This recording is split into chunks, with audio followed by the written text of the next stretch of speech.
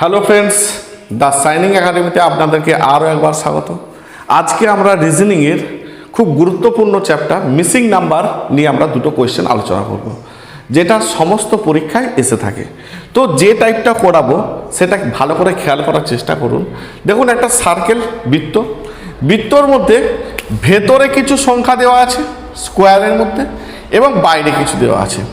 তো ভেতর এবং বাইরে যদি দেওয়া থাকে সেগুলো কিভাবে সলভ করবেন, দেখুন ভালো করে খেয়াল করার চেষ্টা করুন। এই জায়গাটায় কত বসবে আমার চেয়েছে, তাই না? তাহলে এই জায়গাটা ভাবার চেষ্টা করুন। এইটাকে নিন, এই পার্টটাকে নিয়ে ভাবুন। দেখুন এই পার্টটা কত না 100, এটা 4, এটা 6। 4 আর 6 থেকে কিভাবে 100 আসতে পারে? বা আপনি এই পার্টটা নিয়ে ভাবুন, এই পার্টটা 5, এটা 7, এটা 144। 5 আর 7 থেকে কিভাবে 144 আসতে পারে? বা এই পার্টটা 4 আর 2 থেকে কিভাবে 36 আসতে পারে?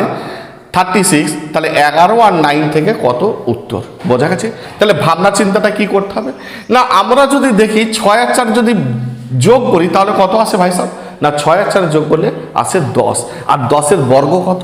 না আমরা জানি 10-এর স্কোয়ার, অবশ্যই 10-এর স্কোয়ার কত?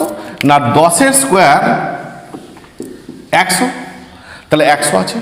তারপরটা দেখো 5 আর 7, 5 আর 7 যোগ করলে কত হয়? না 12 স্কোয়ার দেখো 144। বোঝা গেছে? 4 আর 2 যোগ করলে কত হয়? 6, 6-এর বর্গ 36। তাহলে 11 আর 9 অবশ্যই 20, 20-এর বর্গ কত? 400। Option C correct answer.